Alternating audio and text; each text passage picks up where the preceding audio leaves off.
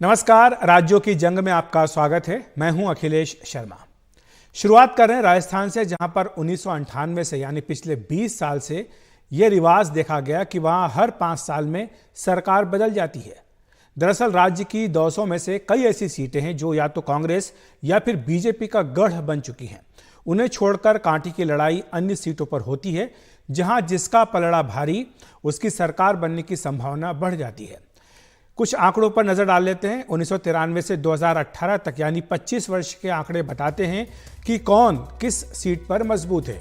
पिछले 6 चुनाव के आंकड़े देखें तो बीजेपी और कांग्रेस की कई मजबूत सीटें राजस्थान में सामने दिखाई देती हैं।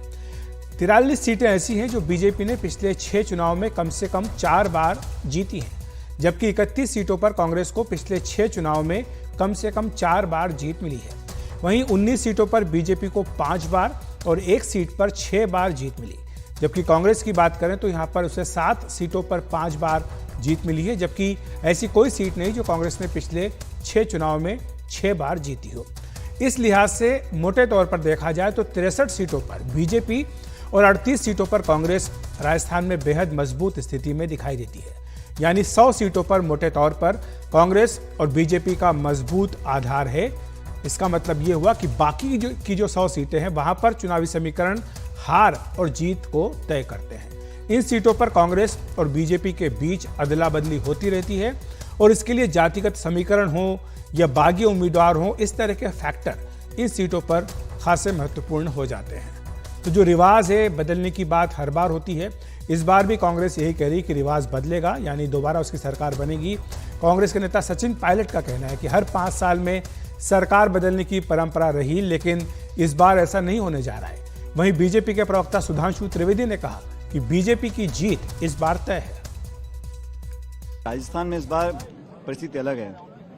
हर बार यहाँ बदलाव होता है, लेकिन इस बार जो मैं देख रहा हूँ रिस्पांस जो है लोगों का, कार्यकर्ताओं का, मतदाताओं का, वो कांग्रेस के पक्ष में है और लोग चाहते हैं कि यहाँ सरकार दोबारा बने। और जो बीजेपी सरकार दिल्ली में भी है उसका कार्यकाल लोग देख चुके, लगभग 10 साल हो गए, तो विकल्प लोग ढूंढ रहे हैं केंद्र में भी। और मुझे लगता है कि इस बार न सिर्फ राजस्थान में लेकिन मध्य प्रदेश में, छत्तीसगढ़ में, तेलंगाना में, हर जगह कांग्रेस पार्टी का शासन बनने जा रहा है। एक कहावत होती है कि वचने का दरिद्रता, कहने में क्या जाता है, परंतु आप बहुत आश्वस्त रहिए। जो सर्वेक्षण आए हैं उनमें, सभी सर्वेक्षणों में, चुनाव सर्वेक्षणों में भारतीय जनता पार्टी स्पष्ट विजय की तरफ आगे बढ़ रही है और हमारा जो हम लोगों का फीडबैक है उसमें भाजपा प्रचंड बहुमत की तरफ आगे बढ़ रही है और चुनाव परिणाम आते तक ये ऐतिहासिक विजय होगी। तो बीजेपी जीत का दावा तो कर रही है, लेकिन बीजेपी ने इस बार किसी को मुख्यमंत्री पद का उम्मीदवार घोषित नहीं किया है। बीजेपी सामूहिक नेतृत्व में ये चुनाव लड़ रही है, लेकिन अलवर से बीजेपी के सांसद और तिजारा विधानसभा सीट से उम्मीदवार महंत बालक नाथ ने एक चुनावी रैली में वसुंधरा राजे को भावी मुख्यमंत्री बताया है। बहरोड़ की चुनावी सभा में वसुंधरा राजे की मौजूदगी में महंत बालक नाथ ने कहा कि आने वाले समय में वसुंधरा पार्टी का नेतृत्व करेंगे। हमें सबसे पहले ऐसे व्यक्ति को खत्म करना है जिन्होंने हमारी इस वर्तमान पीढ़ी को दूषित करने का काम किया है। इसलिए दोनों हाथ उठाकर और मैम के सामने हम ये वादा करें कि एक एक व्यक्ति को जोड़ेंगे, सब पूरे भैरोड़ को जोड़ेंगे। और ऐसे व्यक्ति न केवल भैरोड़ में, आने वाले समय पर राजस्थान के या किसी देश के किसी भी विधानसभा क्षेत्र में जो ऐसी मानसिकता रखने वाले लोग हैं वो चुनाव लड़ने की हिम्मत ना करें। इसलिए जोर से जयकारा लगा कर संकल्प ले कि इस बार भैरोड़ की जनता एक तरफा से भारतीय जनता पार्टी के कमल के फूल को विजय बनाकर आदरणीय हमारी वसुंधरा राजे मुख्यमंत्री जो आने वाले समय पर राजस्थान का नेतृत्व करने की हमारी आशा और विश्वास है, उनकी झोली में डालने का ये भैरोड़ की जनता काम करेगी। बोलो भारत माता की। बिहार के मुख्यमंत्री नीतीश कुमार के विधानसभा में दिए विवादित बयान को लेकर पीएम मोदी ने आज तीखा हमला किया। नीतीश कुमार का नाम लिए बगैर पीएम मोदी ने गुना की रैली में कहा कि विधानसभा के अंदर महिला सदस्यों की मौजूदगी में ऐसी भद्दी भाषा में बातें की गई, कोई शर्म भी नहीं है। पीएम ने इस मुद्दे पर कांग्रेस तथा अन्य दलों की चुप्पी पर सवाल उठाते हुए कहा कि ईडी अलायंस के एक भी नेता ने माताओं बहनों के इतने भयंकर अपमान पर एक शब्द भी नहीं बोला है। पीएम ने कहा कि जो माताओं बहनों के प्रति ऐसा दृष्टिकोण रखता है वो महिलाओं का क्या भला करेंगे। करके इसको आपको लौटाऊंगा। वो इंडी अलायंस के नेता ने चंबल का मुंह विधानसभा के अंदर, जिस सभा में माताएं बहनें भी मौजूद थी, कोई कल्पना नहीं कर सकता है ऐसी भाषा में बद्दी बातें की। कोई शर्म नहीं है उनको। इतना ही नहीं, इंडी अलायंस का एक भी नेता माताओं बहनों के इतने भयंकर अपमान के खिलाफ एक शब्द बोलने के लिए तैयार नहीं हुआ। जो माताओं बहनों के प्रति ये दृष्टिकोण रखते हैं, वो कभी आपका भला कर सकते हैं माताएं बहनें? और पीएम मोदी ने आज मध्य प्रदेश में 3 रैलियां की हैं। उनकी पहली रैली दमोह में हुई, जहां उन्होंने कांग्रेस पर जमकर हमले बोले। उन्होंने कहा कि कांग्रेस की रिमोट की आदत नहीं जा रही है। पहले कांग्रेसी प्रधानमंत्री रिमोट से चलते थे, इन दिनों कांग्रेस के अध्यक्ष रिमोट से चल रहे हैं। पीएम मोदी ने कहा कि कांग्रेस ने गरीबों का पैसा लूटने के लिए एक खास मशीन बनाई थी, जिसमें सरकार अगर 100 रुपये भेजती थी तो उसमें से 85 रुपये कांग्रेस नेताओं की तिजोरी में पहुंच जाते थे। पीएम मोदी ने कहा कि अभी कांग्रेस से सावधान रहने की जरूरत है। उन्होंने कहा कि कांग्रेस वो पार्टी है जो गरीबों के हक का पैसा छीन लेती है, हजारों करोड़ के घोटाले करती है।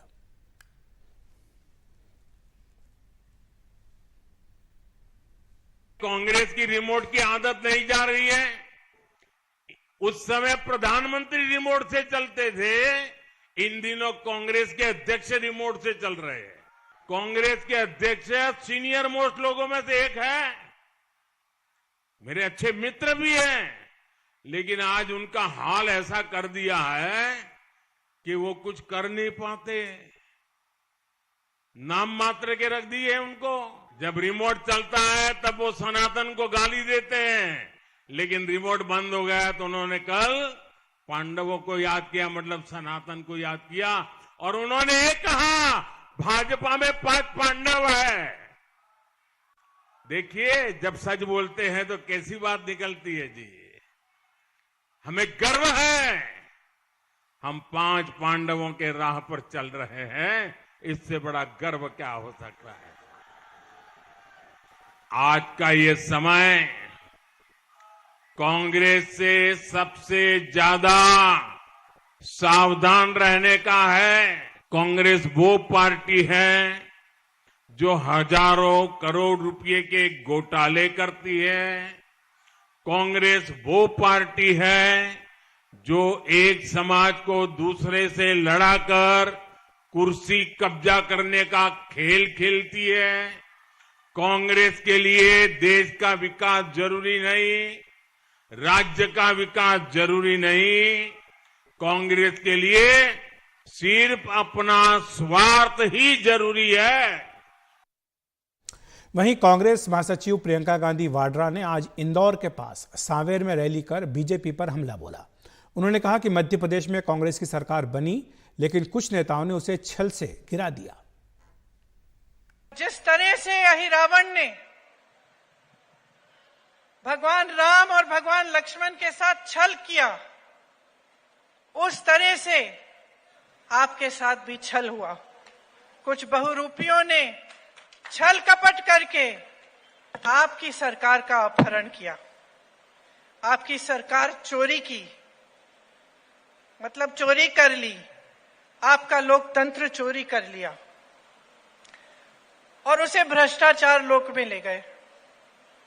अब उसे वापस कौन लाएगा? उत्तर प्रदेश के मुख्यमंत्री योगी आदित्यनाथ भी आज मध्य प्रदेश में चुनाव प्रचार के लिए थे। रायसेन में रैली उन्होंने की और कहा कि डबल इंजन की सरकार ने जो काम करके दिखाया है वो कांग्रेस कभी नहीं कर सकती। जो काम बीजेपी ने करके दिखाया है और डबल इंजन की सरकार जिस स्पीड से कर रही है, कांग्रेस न की है और न कांग्रेस के करने का ही इस प्रकार का जीन्स ही कांग्रेस में है कि वो कर सके। और इसीलिए मैं आप सबसे अपील करने के लिए आया हूं, जो आपकी आस्था को सम्मान दे, जो राष्ट्र की संप्रभुता को सम्मान दे, जो राष्ट्र को विकास की नई ऊंचाइयों तक पहुंचा सके, आने वाली पीढ़ी के भविष्य को उज्जवल कर सके और जो हर समस्या के समाधान का मार्ग भी निकाल दे, वही नेतृत्व करने की स्थिति में होता है, उसी को नेतृत्व दिया जाना चाहिए। और इस देश से भारतीय जनता पार्टी की सरकार, डबल इंजन की सरकार मध्य प्रदेश में आवश्यक है। वहीं कांग्रेस नेता राहुल गांधी आज छत्तीसगढ़ में थे। उन्होंने अंबिकापुर के सरगुजा में रैली की। उन्होंने कहा कि 2018 में कांग्रेस ने जो भी वादे किए थे वो पूरे हुए हैं। राहुल गांधी ने कहा कि कोई भी ये नहीं कह सकता कि कांग्रेस के वादे पूरे नहीं हुए। मैं आपसे पूछना चाहता हूं, जो हमने वायदे किए थे पूरे हुए? कोई यहां पे कह सकता है कि नहीं, किसानों का कर्जा माफ नहीं हुआ, नहीं 2500 रुपए के लिए हमें धान के लिए नहीं मिलता? कोई कह सकता है यहां पे? कोई नहीं कह सकता। क्यों? जो हम स्टेट से, जो मैं स्टेट से कहता हूं, मैं करके दिखाता हूं। मध्य प्रदेश के उज्जैन में महाकाल लोक बनने के बाद यहां श्रद्धालुओं की भीड़ पहले से अधिक है। हाल ही में पीएम मोदी ने महाकाल लोक के पहले चरण के पूरे होने पर इसका भव्य उद्घाटन किया था। इसका दूसरा चरण का निर्माण कार्य तेजी से चल रहा है। एनडीटीवी की टीम चुनावी कवरेज के लिए उज्जैन पहुंची तो महाकाल लोक और उसके आसपास के हालात को जानने की कोशिश की। महाकाल मंदिर परिसर के विस्तार का दायरा यहाँ के उन युवाओं के लिए भी नए रास्ते खोल रहा है जो विदेश में ऊंची शिक्षा हासिल कर अपने देश में ही भविष्य तलाश रहे हैं। एक ऐसे ही युवा हैं आदेश, जो बड़ी बड़ी डिग्रियां हासिल करने के बाद अब उज्जैन में ही युवाओं को रोजगार दे रहे हैं। आदेश, इस बार जैसे स्टार्टअप ओनर्स आप लोग हैं, उनके लिए सबसे बड़ा इलेक्शन में इशू क्या है?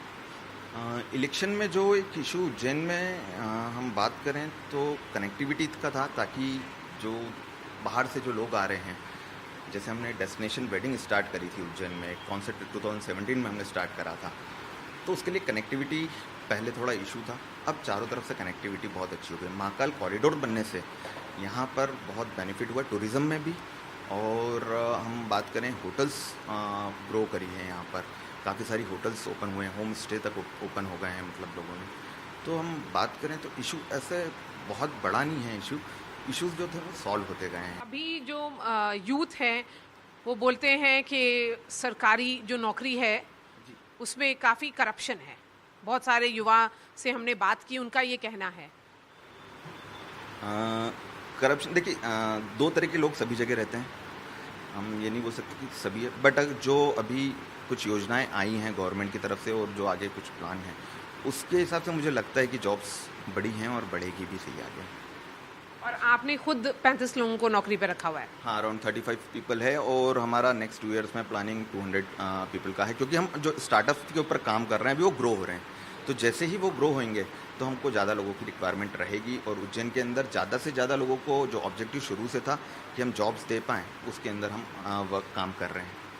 ओवरऑल आप सेटिस्फाइड हैं या आप उन लोगों में हैं जो बोलते हैं परिवर्तन या चेंज होना चाहिए?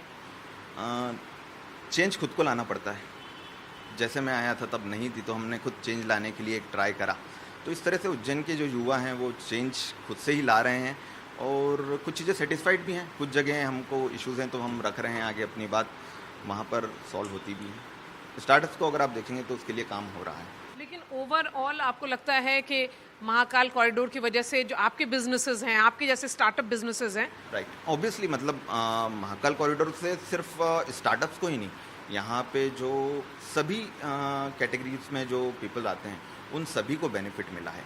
सभी के लिए व्यापार का एक नया जरिया ओपन हुआ है। लोगों ने अपने घरों को ही होम स्टे बना दिया है, वो भले से रेंट पे जाके कहीं और रह रहे हैं, बट एक इनकम उनकी जनरेट हुई है वहाँ पर, और बहुत इम्प्रूवमेंट इकोनॉमी में उज्जैन की हुआ है। तो राज्यों की जंग में आज इतना ही। नमस्कार।